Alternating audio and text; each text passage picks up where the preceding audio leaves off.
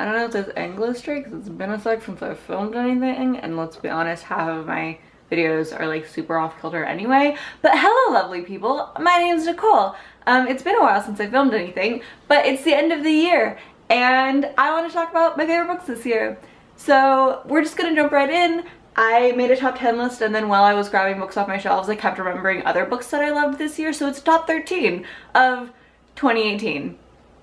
Let's just go. So the first book I loved this year, and when I say first, these are in no particular order, is Cersei by Madeline Miller. I don't read a ton of adult fiction, but I love Madeline Miller. She's the author who wrote Song of Achilles, which I have a full review for. I will link it in the doobly-doo.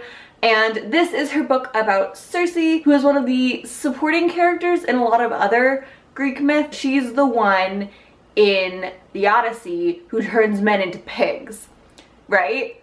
Feminist icon. This book is basically just her life story. There's also a ton of cameos from other Greek gods and heroes. It's a lot of fun for anyone who loves Greek myth, and it is a really well done character study. Madeline Miller's strength really is in her characters. They're so well developed, they're so well explored, and Cersei is a character who is so often kind of shoved to the side and just used as a supporting character, or like even like as a villain in Greek myth, and so it's so refreshing to get to see from her point of view. Next book on my list is Queen of Air and Darkness by Cassandra Clare. I actually have a reading blog for this that I have sitting on my computer, not edited. That'll go up eventually, but spoilers for the reading vlog, I loved it. It was great. It's like 900 pages, but I sat and read it all in an afternoon.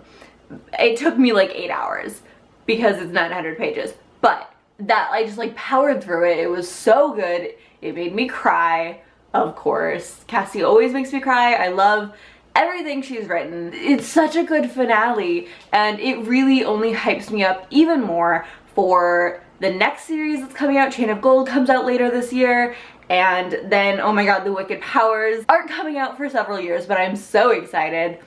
I'm not going to say anything about the plot of this book just because everything I could say would be a spoiler for the rest of the series, but it's so good. Just the way that it interacts with and changes how we think about the Shadowhunter mythology is so cool, and I am very excited. Next book is The Lady's Guide to Petticoats and Piracy. If you watched any videos on my channel from last year, you'll know that The Gentleman's Guide to Vice and Virtue was one of my favorite books last year, and now Lady's Guide is so good. It's the kind of sequel, kind of companion novel. It's about Monty's sister, Felicity, and this goes into feminism and medical science at the time, and also Felicity is ace, and so it talks a ton about that, and it talks about how just like the cultural norm of the time is for women to just like sit quietly and get married and like not have careers, and she's like, fuck that, I'm gonna be single, I'm gonna be a doctor, I'm gonna go to med school. She's a badass and I love her. Also, I really like that it kind of addresses the like not like the other girls trope, because Felicity is so guilty of this. She spends a lot of the book looking down on other girls who spend their time like primping and like dealing with fashion and beauty and everything, and there are multiple times where her friends sit her down and be like, look, I like these things, I like looking pretty, I like feeling pretty. That does not mean that I'm not also intelligent and capable and a total badass in my own right. And I loved it because like she's a flawed main character, but like it addresses it. Also, Mackenzie Lee is just super funny. Next on my list is Ghost Boys by Joel Parker Rhodes. This is a middle reader novel about a boy who is killed in an act of police brutality. You see both from his perspective in the events leading up to his death, and then also from his perspective afterwards as a ghost. And he meets another ghost who he doesn't really know who he is, but it's fairly clear to the reader that it's the ghost of Emmett Till. This is a very emotional read, so major trigger warning for police brutality and violent acts of racism. It doesn't get graphic because it is a middle reader novel, but it does address very heavy issues. I think it addresses them absolutely beautifully. Again, disclaimer, I'm coming from a white point of view, so I can't specifically speak to the rep, but I think it addressed the issue really well, and from kind of a unique perspective, kind of talking about the ways that history changes us but then can still repeat itself. So well done, absolutely beautifully written. Next up is another middle grade novel, this time from Victoria Schwab, that is City of Ghosts. I love Victoria Schwab. Honestly, she's like probably my #1 auto-buy author. She writes it, I buy it, I read it, I love it. I actually still haven't read Vengeful. I need to reread Vicious. But like I have it and I'm gonna read it. Otherwise it would probably be on this list. But City of Ghosts is so good. This is about a middle school girl who can see ghosts. She had a near-death experience and now she can see ghosts and she can go into this kind of like in-between afterworlds, and then her parents are mystery ghost writers who then get hired to do a TV show. So they moved to Edinburgh and she thought that America was full of ghosts. Europe has so many ghosts and some of them are kind of dangerous. This book is hauntingly beautiful and has some great characters that I cannot wait to see where they go in the rest of the series. I just love everything that Victoria Schwab does ever. She's amazing. The next book I loved this year is The Seven Husbands of Evelyn Hugo. I think that this is going to be on a lot of people's lists, either for this year or last year. I don't actually remember. I think it was actually published in 2017, but it is so good. And like book Twitter will not shut up about this book. There's a meme account now. I talked about there being great characterization in Cersei and how that's a great character study, but like this is next level. If you don't know what this is about, it follows a young reporter who is hired to do a profile on an aging movie star, kind of Marilyn Monroe type figure. Throughout her career, she was notorious for jumping from husband to husband. Throughout her life, she had 7 different husbands. But as she tells her story, this reporter realizes there's so much more going on than she ever thought. And this woman is a lot more complicated and a lot smarter than the media gives her credit for. Evelyn is such an incredibly complex, fascinating character. It gives a really cool look into old Hollywood, and there is great bi rep. Also, Evelyn Hugo is, I believe, Puerto Rican, so like basically there's no reason you shouldn't read this book because it's amazing. The next book I have on my list is Witch Boy by Melanie Knox Ostertag. This is a graphic novel. It's, again, I think it's a middle reader graphic novel. Middle reader graphic novels have kind of been killing it in the past year or two. It is so good. The sequel just came out and I have it ordered. I haven't gotten it yet, but like it's amazing. This is a story about a kid who is in a magical family, and in his family the boys are shapeshifters and the girls are witches. But our main character Astrid does not want to be a shapeshifter. He wants to be a witch and he's actually pretty good at it, but his family is like, nope, nope, boys are shapeshifters, girls are witches, so you can't do magic. But it's this really interesting queer narrative in the middle of this really cool magic world, and it's a lot of fun and the art is so cool and it's just great, and I'm so excited to read the next one. The next book I have on my list is Running with Lions by Gillian Winters, and for someone who really does not like sports, there are a lot of queer sports books on my all-time favorites list. I mean, like Foxhole Court, check please. Running with Lions now, like I don't know why, but Running with Lions. So a teenage boy who's going to soccer camp. He's been to this camp like every single summer for a really long time. This is where all his friends are. He has his crew. Now he's either captain or like it's kind of one of those things where everyone knows he's gonna become captain. And so he is in his element, he is killing it. But surprise, there's a new boy, and it turns out to be his ex-best friend. And then they fall for each other. It's super cute. It's a rom-com. It's great. It just makes me feel all warm and fuzzy inside.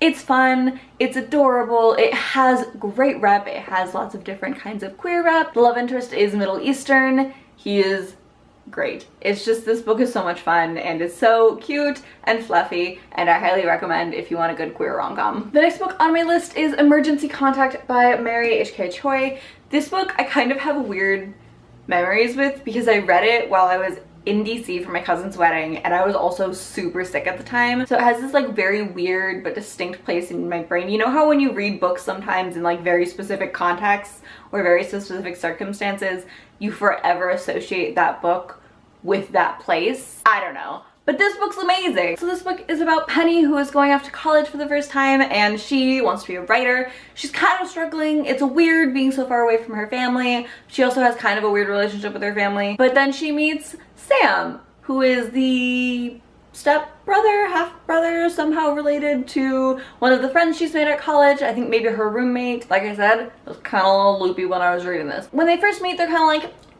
about each other, but then they exchange phone numbers, they start talking, and they just click. They get super close really fast. There's a little bit of a romance in there, but mainly this is just a really, really beautifully done character study and examination of a relationship. Also, like, this is genuinely one of the most beautiful covers I've ever seen. I think the tone of the book matches the cover so well. Tone is a weird thing to talk about because it's hard to nail down, it's hard to describe, and everyone experiences it differently. But like, if you look at the cover of this book and you're like, I wonder what this book will feel like reading it, it feels like this. It's beautiful. It's so well done. Next up is a book that, for anyone who knows me, will be no surprise that it's on my favorites list, and that is What If It's Us by Adam Silvera and Becky Albertalli. Like, these are two of my all-time favorite authors, so of course it's on my favorites list. How could it not be, really? I will say I also love Tullio on the Offbeat by Becky Albertalli, which came out this year. I have a full like reading vlog review.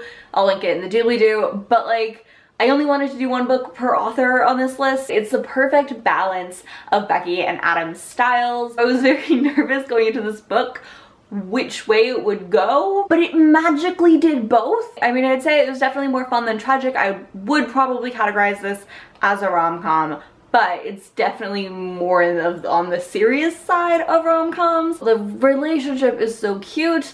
I love both of the main characters. I loved this book. It's one of those books that like, you love it so much you can't find words to describe why you love it. It just has a place in my heart. Next up is Heartstopper by Alice Osmond. I just realized I'm breaking my one book per author rule, or I will be shortly. It's fine, don't worry about it. But Heartstopper is a comic book. It's actually a webcomic, so if you want to read it, it's all online. But it's so pretty, like look at it. It's beautiful.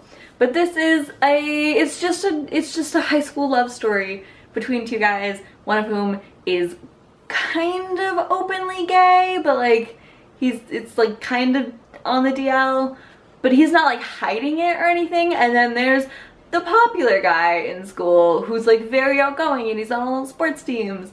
But he's just like, you're really cute and I really like you. And he gets so just like giddy about his boyfriend, and they're adorable together. It's still going. It's still online, and like she's still publishing more, and so hopefully she'll publish a volume 2. It's so cute, and it's probably the happiest thing I've ever read from Alice Osmond, because she does have a tendency to do very emotionally heavy books, but it's so good. Next up is one more graphic novel for this year, and that is The Prince and the Dressmaker by Jen Wang. It's been on a few like actual real publication best of the year lists, and it's so well deserved. This book is beautiful. This is about a dressmaker who she was working for kind of the fantasy version of a sweatshop, and it was not good. She was not getting paid very much. She wasn't able to explore her own designs. But then one day she gets hired by the Prince of the Kingdom, and she's like, why does the prince need a dressmaker? The prince is like, because I want to feel pretty. She makes him these beautiful outfits.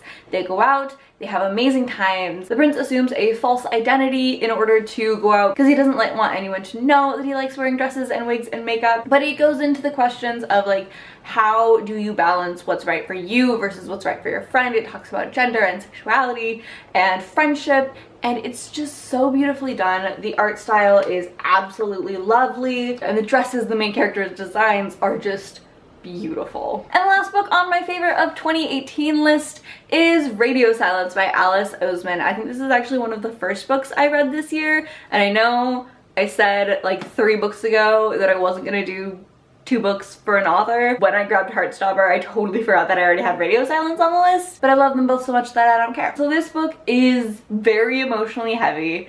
It is about a teenage girl who is absolutely in love with this podcast. She does fan art for it, and she starts talking to the creator of the podcast, who's always been anonymous.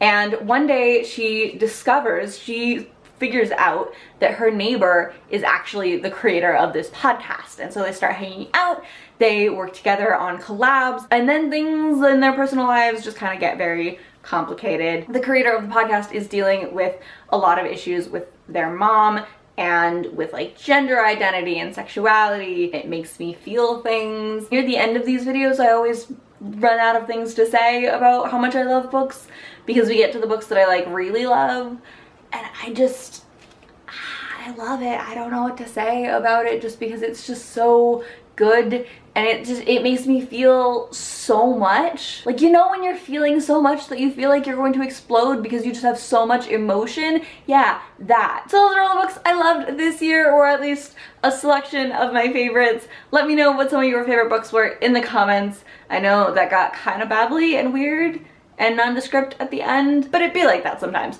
Let me know what your favorite books of the year are in the comments. I love you guys, and I will see you later. Bye!